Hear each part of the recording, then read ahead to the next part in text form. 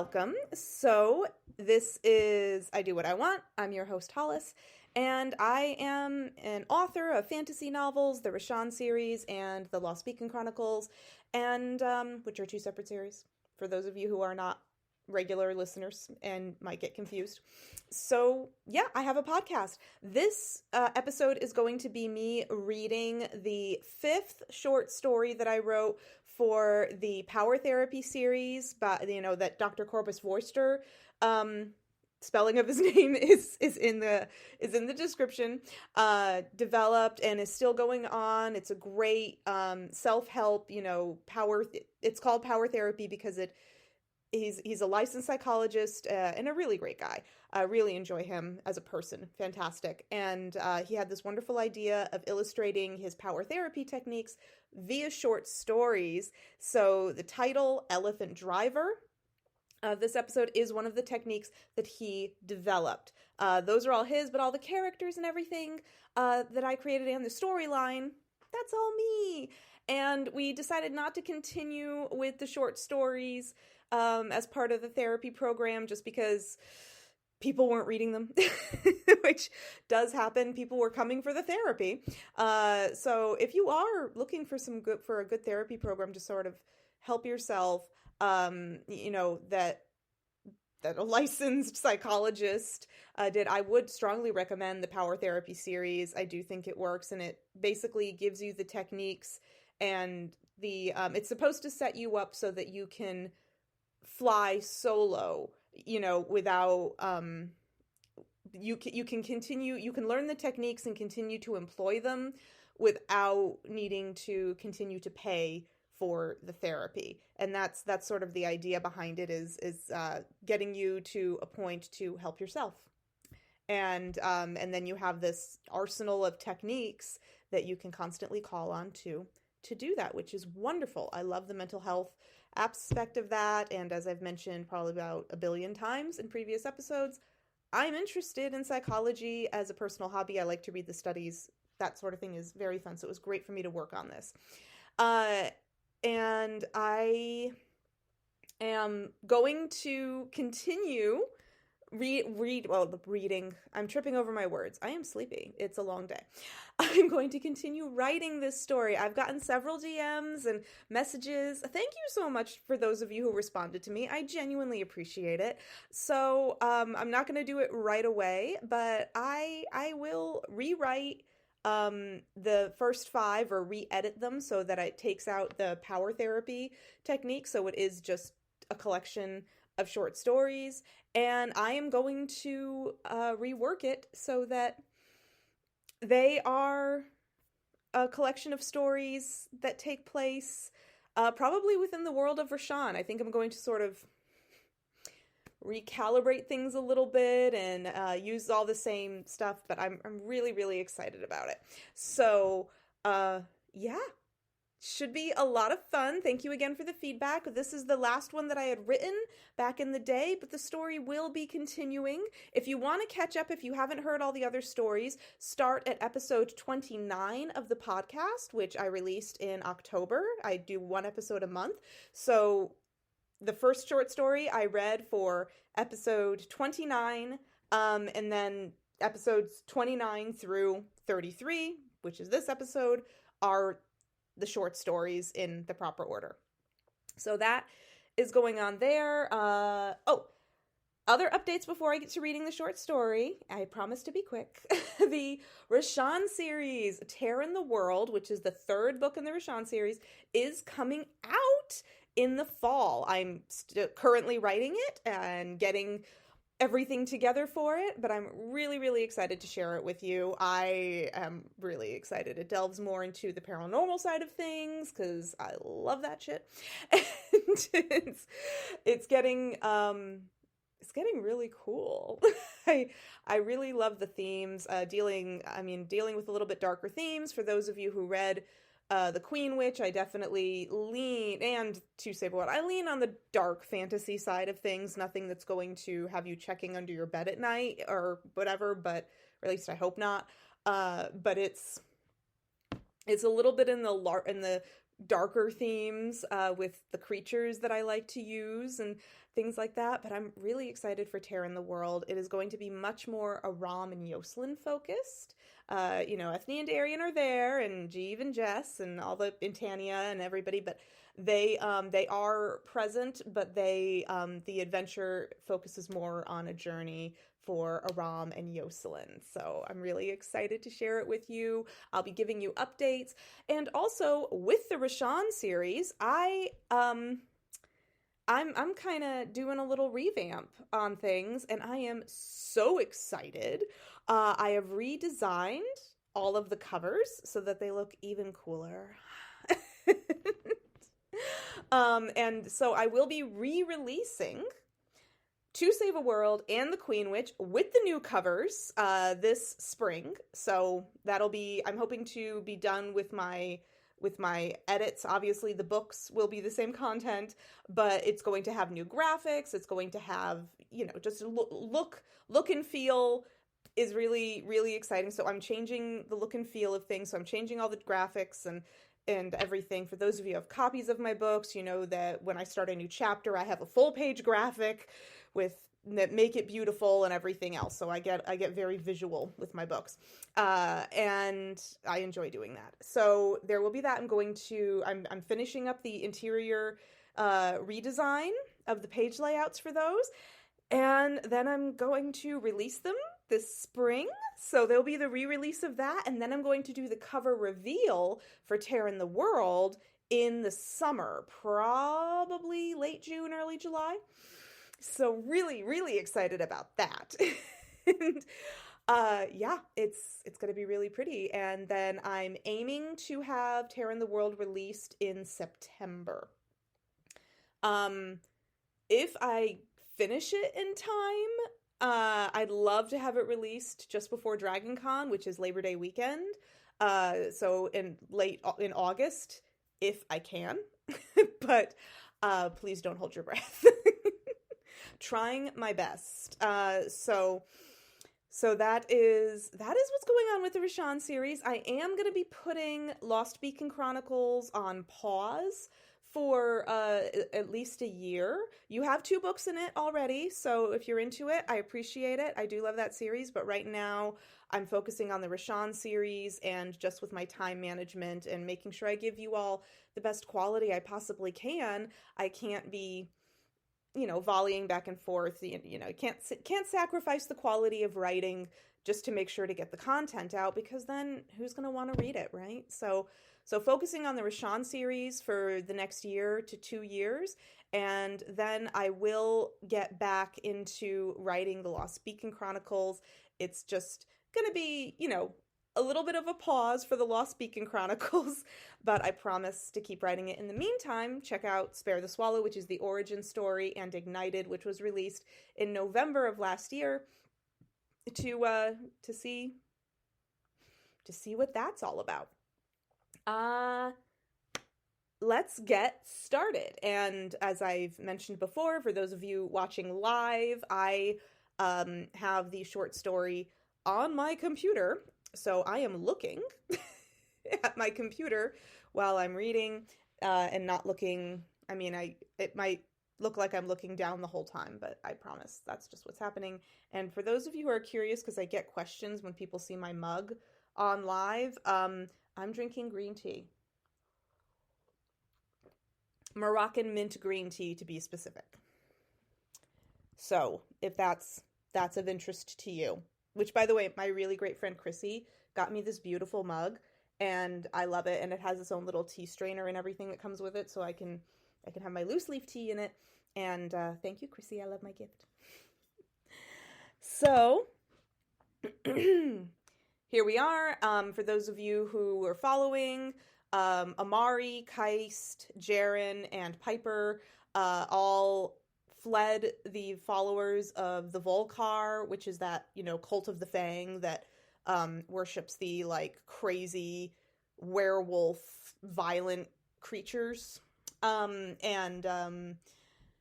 they escaped, and they fled back to Amari's house, where they were, where her father was there, They were being sheltered, and they thought they were going to be cool for at least a day or two to sort of recalibrate and get everything together. And Piper's starting to train Jaren in how to use his powers of the Flux Fen. Now, if you want to know what all that is, go listen to episodes 29 through 32. Here we go. Elephant Driver. Amari! Wake up! Wake up now! Her father's urgent whisper rocketed Amari into consciousness. Her espresso brown eyes flew open with alertness to see her father's anxious face over her. Something must be very wrong. Amari stared at him in silence, waiting for him to tell her the problem. The soldiers are raiding everyone's homes, and those who worship the Volkar. They just started down our street. They're looking for you and your friends, sweetheart. Aaron told her with a very heavy heart. The next thing he had to say pained him deeply. You have to leave. We can't let them find any of you. Papa, no! Amari sat up in abrupt protest. She had just come back home, back to her redwood, back to her bed, back to her papa. She did not want to ever leave again. One adventure was enough for her. She wanted to stay here where all was safe, and she knew what was expected of her. The others can leave without me. I'll show them the way out of the village safely and come right back, okay? Aaron shook his head as he swallowed down the lump in his throat. He wished so hard that could be the case, but they were not so lucky. They are looking for you too, honey. They are looking for you too. You have to go with them. Hurry now. Get your things together while I wake the others. Amari understood his words, but had not fully digested them yet. There wasn't time to wait. She nodded dumbly and began packing a bag for travel. Following her father's instructions seemed the only thing to do at the moment. Aaron turned away and went downstairs to where the three men were sleeping. He woke the three of them and told them the news, but pulled Keist aside to speak with him while Jaren and Piper got ready to leave. I have an important favor to ask of you. I do not ask this of you lightly. I need you to look after my Amari. She's all I have, Keist. She's my everything, and I cannot bear that I must send her away now. Please, promise me that you will protect her. Aaron pleaded earnestly of the bodyguard. Piper may have seemed to the more obvious choice, but Keist was a bodyguard with keen instincts in his good heart. Aaron had not known him for long, but he could tell that the soldier was a good protector. As a father, he had a sense for these things. Plus, he could tell that Amari respected him, even though they would probably butt heads from time to time. Keist blinked at the desperate parent for a second. It was a bit overwhelming to be asked such a heavy favor. It felt like more than even being charged with protecting the crowned prince. Aaron was asking him to watch over the one priceless thing in his life. Keist had always accepted responsibility when it was asked of him, even if it scared him. It was why he had moved up the ranks so quickly and earned a place in the Royal Guard at the age of 30. Most of the others took much longer to achieve such a position in the military career. Keist's decisive nature and fearlessness had accelerated him. This request of service was the first that had ever scared him. Aaron held his breath as he waited for an answer. The hesitation only lasted a second, maybe two, but to the father it felt as though time itself stopped. I promise to protect her with my life until I can return her safely to you. Keist managed to sound much more self-assured than he really felt, but he meant every word of it. He always kept his promises, especially to good people. He reached over and gripped Aaron's thick shoulder and looked him squarely in the eyes. I promise. Aaron relaxed only a little at the affirmation. He gripped Keist's opposite shoulder in affirmation to show his appreciation. He could not fully relax, though. He would not relax again until his daughter came back home. Until then, Keist's promise would have to be enough to keep him warm. Just then, Amari came down the living redwood stairs in travel clothes and a pack over her shoulder. It was obviously a bit overstuffed. She didn't know what to bring. Before last night, she had never spent a night away from home before. She saw her father and Keist gripping each other's shoulders in silent affirmation.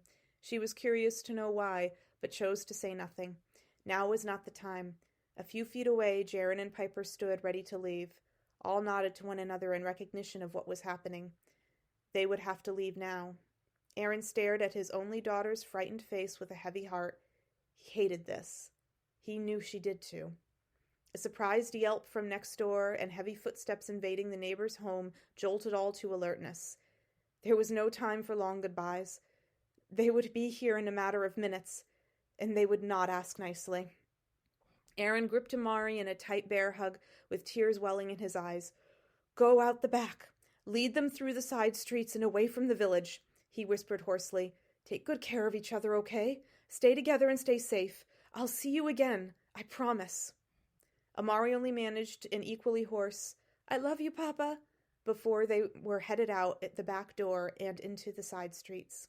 She would be responsible for leading them out of the village, away from her home. After that, they would have to decide where to go next. Large, salty tears silently rolled down her cheeks as she led them away from the immediate danger. She did not wipe them away. She was not ashamed of her sadness. Her new companions, respectively, said nothing.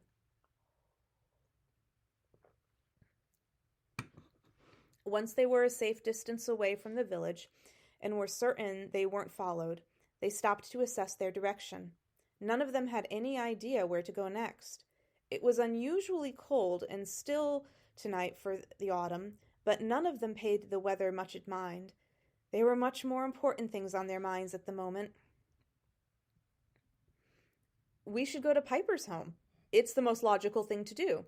The rest of us can't possibly go to our homes right now," Jaren stated plainly. He wanted to get as far away from the kingdom of Tigist as possible. Taking Piper back to his home seemed the right thing to do by his new mentor, as well as probably being the safest option. The furrow of Keist's ginger brow deepened at the statement. He understood the prince's motivations, but he did not think it was the immediate action they should take. And just leave the whole kingdom of Tigist at the mercy of the cult of the Fang? No, I cannot ignore my duty to the people of Tigist, nor should you. No matter how dastardly your father may be, your people still need you. Jaren bit his bottom lip and looked down. He suddenly felt ashamed for wanting to just run away from all the problems. He may not be the real prince, but that did not excuse him from acting with honor. He was feeling quite down on himself all of a sudden for being selfish. Piper watched the change in him and cleared his throat abruptly. "Don't dwell on it, boy. It doesn't serve you. Cut the negative thought off at the pass. It deserves none of your time or energy." He's right. You're not a bad person just because you wanted to save yourself. Don't waste energy on beating yourself up over hypotheticals. It doesn't make sense because it doesn't serve you, Keist added to Piper's statement. He liked how Piper seemed to think. Keist always cut out the negative thoughts before they had a chance to creep in. Negative thoughts only beget negative outcomes. They were pointless to the bodyguard, and therefore had no place in one's psyche as far as he was concerned. Jaren nodded as he willed himself not to feel sorry for his thoughts anymore. This was going to take more practice than he realized. "So, what should we do?" "I would propose that we find a way to break whatever bonds exist between the cult of the Fang and your father," Keist replied in a military fashion. "Perhaps if we can get to your mother. I sincerely doubt the queen would have agreed to send her own son to be sacrificed. That was probably her motive in requesting that I guard you on this journey to Pike. She realized something was amiss, but I did not know what, so she sent a trusted bodyguard to better protect you." An awkward moment passed as Jaren looked down and Piper to Jaren. Keist could tell there was something he did not know about the prince that this stranger somehow did. He watched them intensely as he awaited a reply. "I just realized that you're not him, are you? You're not the prince." Amari's small voice stunned the group, as she voiced her question. She was sitting on the chilled, dewy ground with her knees pulled up to her chest and tears still streaming down her ruddy cheeks. Though all eyes were suddenly on her, she only looked plainly at Jaren. How did you... I mean, why would you say that? Jaren stuttered awkwardly over his words. This tiny Fey woman was more insightful than he had given her credit for previously. Your face when Kais talks about your parents. It goes all sort of blank, like there's no emotion there. Like there was never any emotional bond. She paused to wipe her nose on her sleeve with a sniffle. If they were your real parents, you would have a feeling about them. Any feeling at all. You look as though they are merely strangers to you, that you only are aware of them in a peripheral sense. So they can't be your real parents. Mothers and fathers, no matter the relationship is to their children, cause deeper emotional reactions and never flat-out indifference. Jaren gulped down hard as he stared with wide eyes at the perceptive Fey woman. He had been taught all his life to keep up the facade of being the crowned prince, and he was rather good at it, too. Apparently, for all his practice, he was no match for someone who had an intimate insight into a positive parent-child relationship. Someone who deeply understood what it was to grow up with people that loved her unconditionally, no matter what. A firm hand gripped Jaren's shoulder. He looked to his right to meet the intense emerald gaze of Piper. Tell them. Your true me needs to be known. You need to say it out loud. Tell them and forgive your true me. The time of hiding is past. Take the reins of your inner elephant and drive it where you know your true me will succeed. Jaren wasn't sure what he meant by driving his inner elephant, but he made a mental note to ask Piper about that later. Right at this moment, he needed to focus. He needed to say it. Kais' mouth went bone dry as he stared intently at Jaren. The intensity of his gaze was likely intimidating.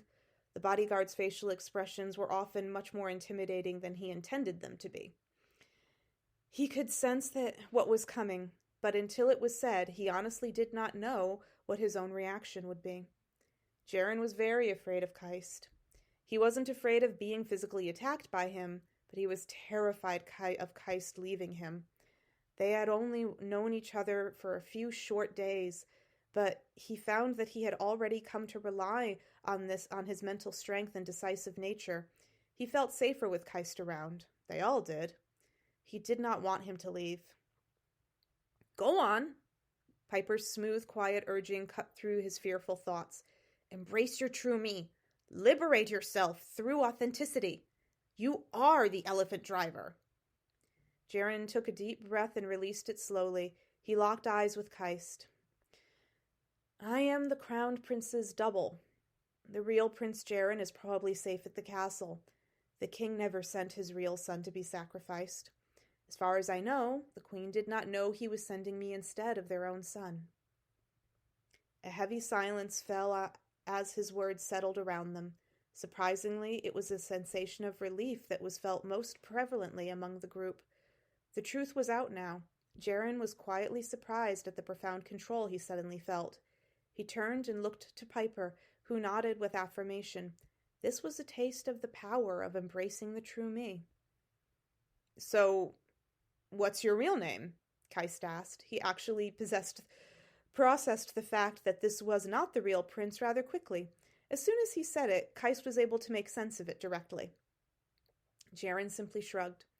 I was taken when I was a toddler and made to be the princess double, so they always called me Jaren in order for me to respond naturally to it. I don't remember my real name. You've been a prisoner your entire life?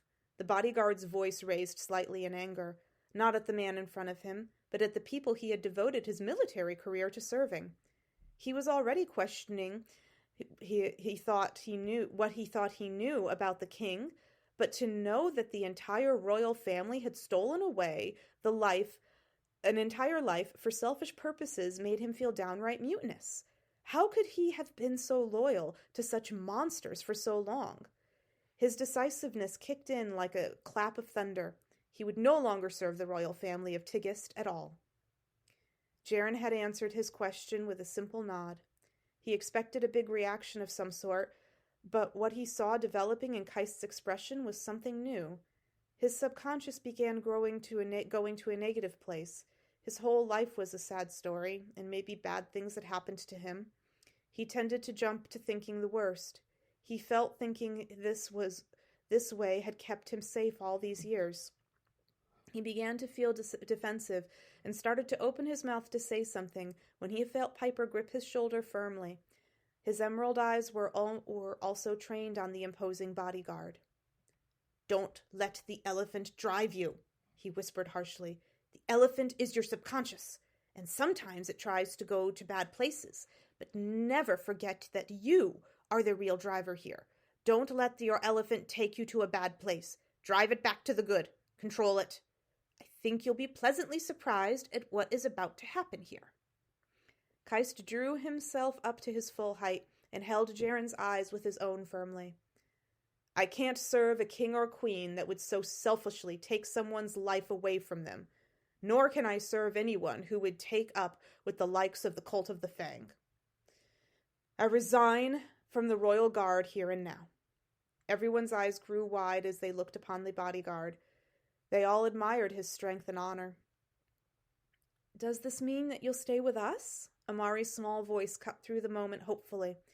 She too wasn't sure what Keist would do after leaving the village, though she desperately hoped they would all stay together.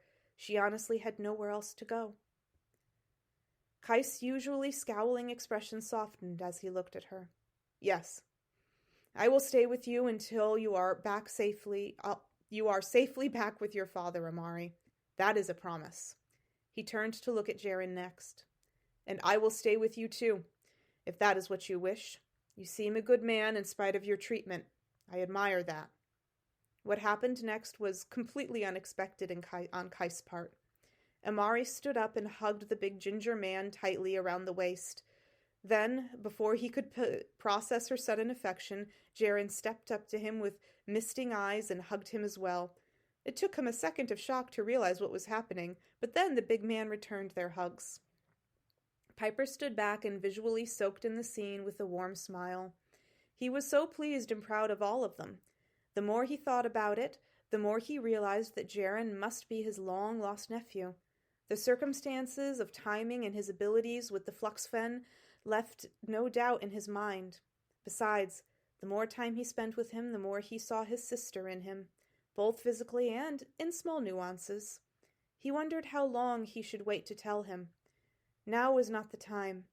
He was already going through so much. Piper did not wish to stress him with too much change all at once. The present situation was already overwhelming, but he was dying to tell him his name. He wanted him to feel the assurance and safety of being called by your own name. The time would come, hopefully soon. "Okay, enough," Keist declared good-naturedly as he broke the hug. It felt like Amari and Jaren did not want to let go of him. "We need to figure out where we're going, and you know where I stand. I no longer serve King Ramos, but I am still a citizen of Tigist. I will not stand by and allow the Cult of the Fang to take control." "I agree," Amari concurred as she finally wiped the tears from her red cheeks and pulled her cloak tighter around herself. It felt like there was a sudden drop in the temperature. "I believe the Cult of the Fang is the reason my people are suddenly being forced from our lands. I think the king plans to use the Fae like sacrificial lambs to the Volkwar. He must be stopped." Jaren looked to Piper in silent communication and nodded with a smile when he saw the answer in his emerald eyes. "We are with you as well. They imprisoned me and forced me into servitude for my whole life. Now they are harming the entire communities for their own people. They must be stopped." A collective surge of pride and purpose welled up inside of all of them. This was a pivotal moment for each of them. "Well, which way to the capital?" Piper beamed as he asked. Both Amari and Keist simultaneously pointed in the same direction. The four companions set off with confident strides. As they walked in comfortable silence, the chill in the air seeped deeper into their skin. Then, puffy white flakes began gently falling from the night sky. It was peacefully slow at first, but then it rapidly increased to a heavy snowfall. Walking became hindered by inches, and then a full foot of snow. It continued to fall. It was becoming intolerable to go on. They would have to make camp and huddle in until morning. That is where I left it off. Can you believe it? I know. That's where I left it off. So, that is Elephant Driver. And I think that you probably get the concept of Elephant Driver from listening to it, which, again, is one of the therapy techniques in the Power Therapy program. Thank you so much for listening. I will continue to write these. Follow me on Instagram at Hollis Jo McCullum. Follow my YouTube channel if you're not already. And then this is on Spotify if you're listening on there. So you can follow the I Do What I Want podcast on Spotify. I post once a month, usually the second Sunday of every month. In the middle. But I do appreciate it very much. Keep a lookout for the Rashawn series because, that's happening. And I hope that you all will have an absolutely wonderful night.